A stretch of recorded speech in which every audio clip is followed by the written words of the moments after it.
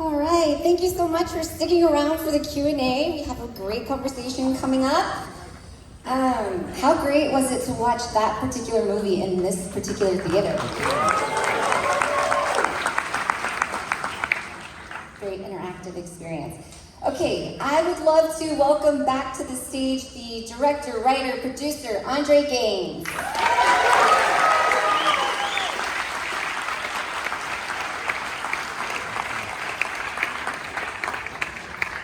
We also have some great cast in attendance. André Holland.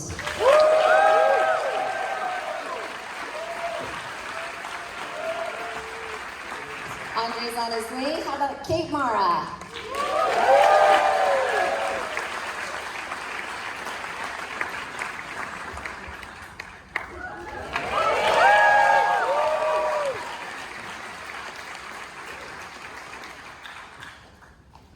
All right, we also have Zazie Beetz.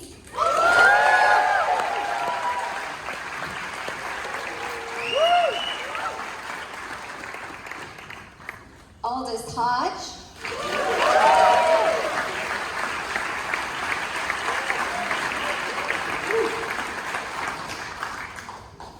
Lauren Banks.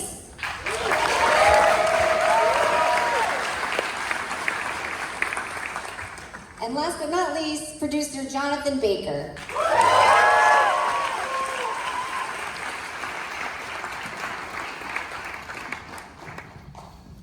All right, congratulations on the world premiere.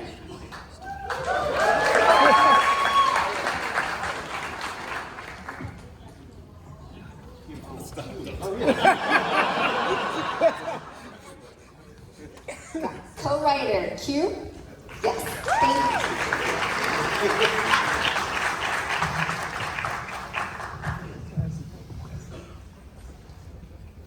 All right, first of all, beautiful film. Would love to jump right in and talk about, first of all, you picking this project as your debut, directorial debut, as well as adapting the story from the stage to the screen. Yeah, thank you. Everybody hear me on this? Yeah, I actually thought it was going to be easy. That's why I did it. It's two people on a train, you know, how hard could it be? That was the idea. But once we started writing it, sort of putting pen to paper, this is a one-act play, so it wasn't going to last. You know, it was 55 pages. It's like, oh, we got to turn this thing into a real movie. And I always had known the play for years, and I actually chased the rights for it from the family for well over 6 years before finally getting it. And really, it brought up sort of a lot of pain and memories and things like that that Amiri's widow, Amina, just didn't really want to revisit. But once she heard my take on it and what I wanted to do with it, she was all in. And so we got to work, you know, right away. Me and Q and John and André Holland was my first call after it was done. We went to NYU together. We've known each other forever. We just never worked together before. And he was the first and only pick that I, you know, had for Clay. And then we had the blessing of Kate Mara, you know, showing up to play Lula, and I said, did you read this script? Did you really want to? I said, did you want to do this? I don't think so, right? I think I said yes, based on André Holland being casted. Yeah, right. And then I read the script. Yeah, right. That's right. Yeah, I said, did you read this script? You know, and yeah, we had breakfast, and then I FaceTimed André, and you know, we had a movie. It was time to make a movie. So yeah, it all came together very serendipitously, but after years of hard work pursuing it and really working on it, and it turned out to be, you know, great. Did you guys like it? Did you like the film?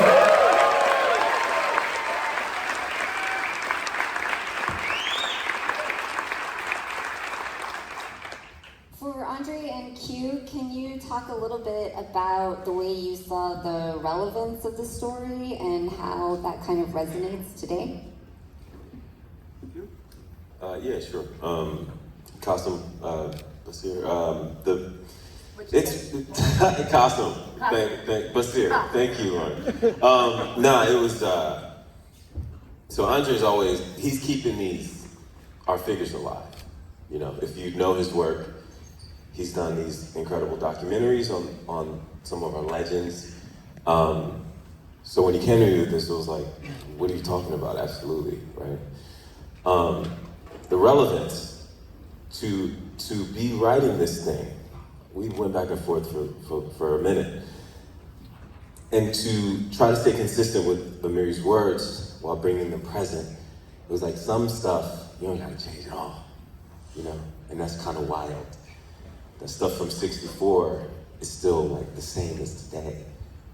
Some, you know, where we would just have to change names or place or whatever, but that's how relevant it was, that we're still seeing a lot of these dynamics play out now. And for you, Andre, talk about your approach to your role. Well, first of all, thank y'all for coming.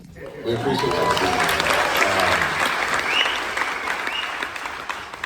I think that in terms of the approach, so the play is one that I feel like a lot of young black actors get handed in school. It was when I went to drama school, it was one of the first plays that I got handed, and it was like, okay, you're gonna do a scene from this play. And I thought I knew at the time what it was about, but I'm still not sure that I know what it's about, because it's so deep and so layered, you know.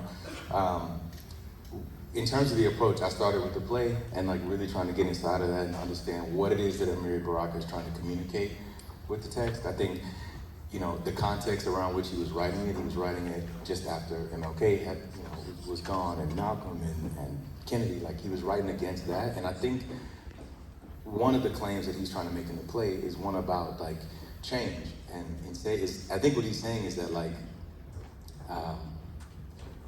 you know, change isn't really possible if there's just one individual trying to enact it, but that rather we need community in order to do it.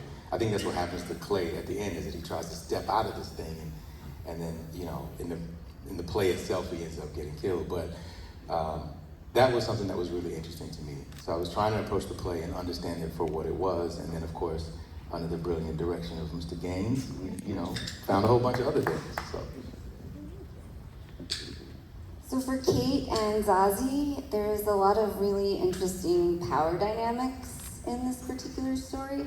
Can you talk a little bit about what drew you to these particular characters and the conversations that you had with Andre about the performances that you were going to bring? Well, I have never played quite such a dynamic person before. So I was very attracted to playing Lula because she's so hard to understand and really a challenging role for an actor. So for me, it was the challenge that excited me, and the play that I just really loved it. And yeah, it was a really, like Andre said, I also, I think throughout the whole film was trying to find her and trying to figure it out, because she's really complex, and I didn't want her to just be a villain. I wanted her to have, you know, layers and things. So it was a challenge to try and find that. But wasn't she amazing, everybody? Wasn't she?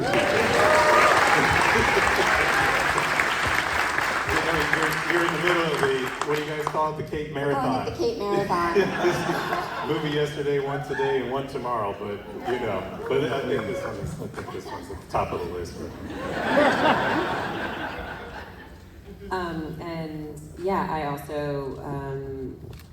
also really enjoyed the source material. I think The Dutchman's a really interesting play, and beyond the character, was also just excited to work with both Andres and Kate, and it was an absolute pleasure.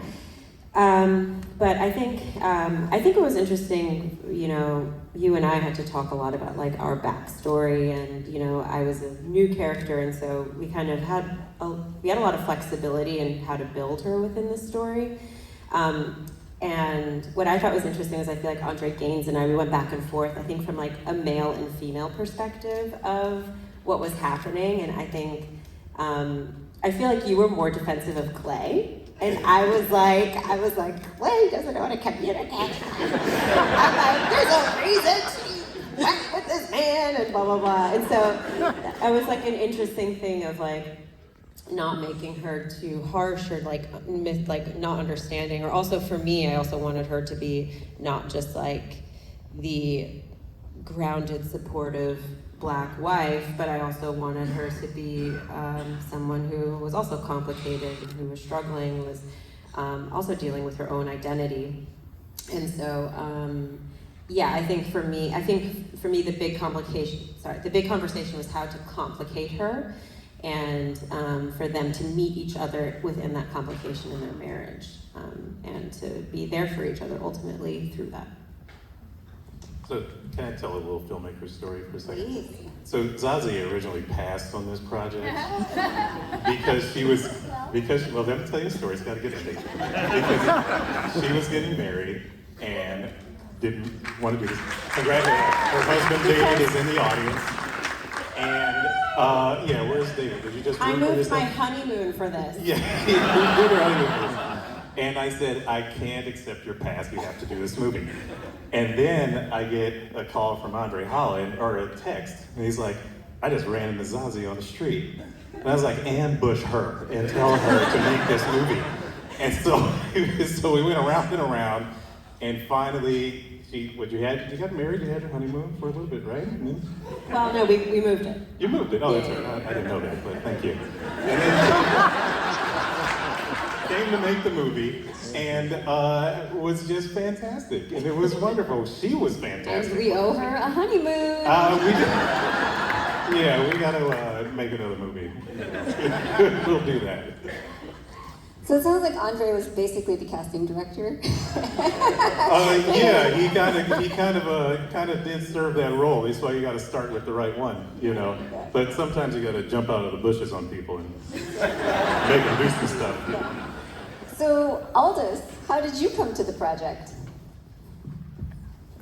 Kind of similarly like everybody else. Obviously, I have a lot of reverence for the source material, but when it came to knowing Andre Gaines and Holland, okay, that's how we're gonna do it. Gaines work, but then also I've known Holland, like we've been knowing each other for several years and trying to find something to work on. But then when I found out about the rest of the cast, I was like, yo, this is legit, you know. And then Lauren and I, we got a chance to reunite because the last time that we were at it was on City on the Hill for. She was also my wife there too. So I felt like Gaines is. He's like, let's take this right here. We're gonna put it right here. It's gonna work. We're just gonna put it together. It's gonna work. But I just had a lot of respect for the cast, and for right now with where I'm at in my career. I kind of always been in this space of stewardship. I want to grow, learn, be of service, but also just be a student. You know what I mean? I want to work with other really formidable and creative artists that can help me elevate my game, you know what I mean? So for me, it was more of an opportunity to get in the ring with all these people who I'm a fan of, and see what was going to happen, see how I'm going to grow, you know? And also, it's a project that has something to say. Depending on who you are and what your experience is going to define what you get from it. But that's the interesting part, is I want to know what those conversations look like on the back end, because it does have quite a lot of interesting theories to teach.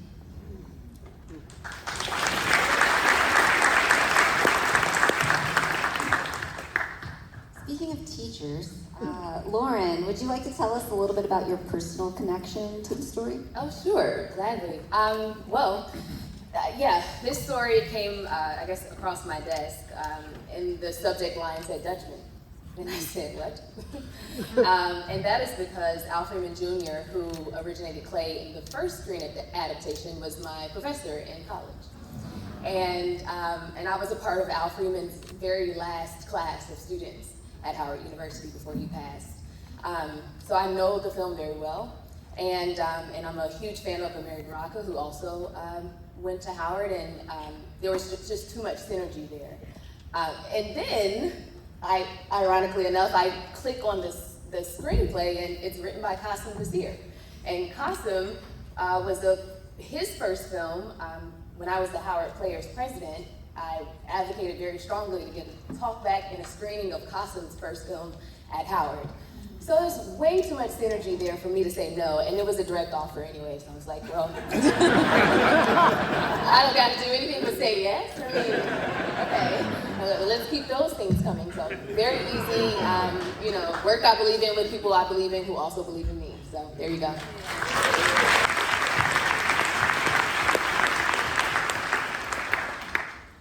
And Jonathan, you've made other films like Sylvie's Love, The Banker, Crown Heights, that are also about the Black experience. Can you talk about what was different and special about this one? Yeah, thanks. I just want to take 1 second before I answer that. And there are a lot of crew, and the keys are here. If you had something to do with this movie, can you just please stand up for everybody? Just give them a round. Like, these people were tired. This is an independent movie. Thank you so much to everybody. We love you so much. Thank you. Thank you. Thank you. I've just tried, after being at a studio, to dedicate my life to issue-driven movies. And I care deeply about my brothers and my sisters and his family. For me, it's all about the cause. And I gotta say, this project was very creative, and I was looking to do something that was really different. And so when Andre Gaines called and he said, do you want to join me on this? I couldn't have been more excited because it's so intense. And I think the performances they speak for themselves, and they stand on the backs of giant intellectuals. And I'm just really honored to be a part of this team. So thank you. Honored to have you.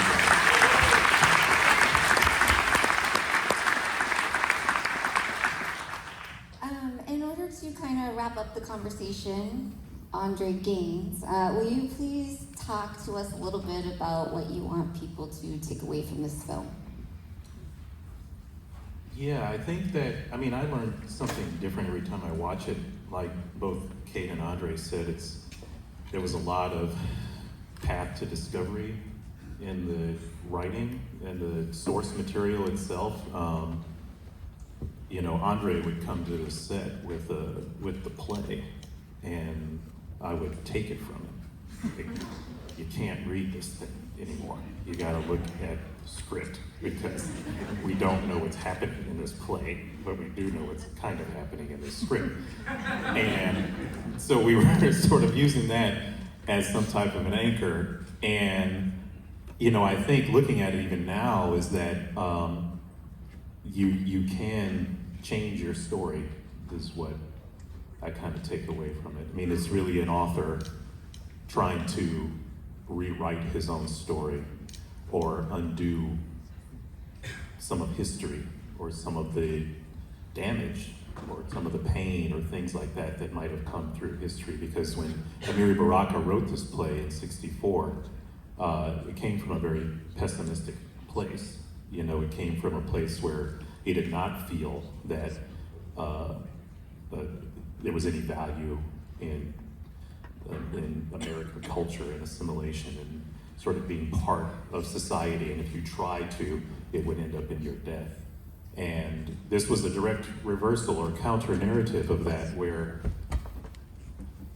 Clay lives in the end and puts an end to his creation. And so we kind of had this meta idea from the beginning and how it developed, but I think really taking away from it is the fact that history doesn't have to be cyclical. It can be changed, it can be adjusted, it can be modified. If you know what your history is, then you can try not to repeat it as opposed to being doomed to repeat it.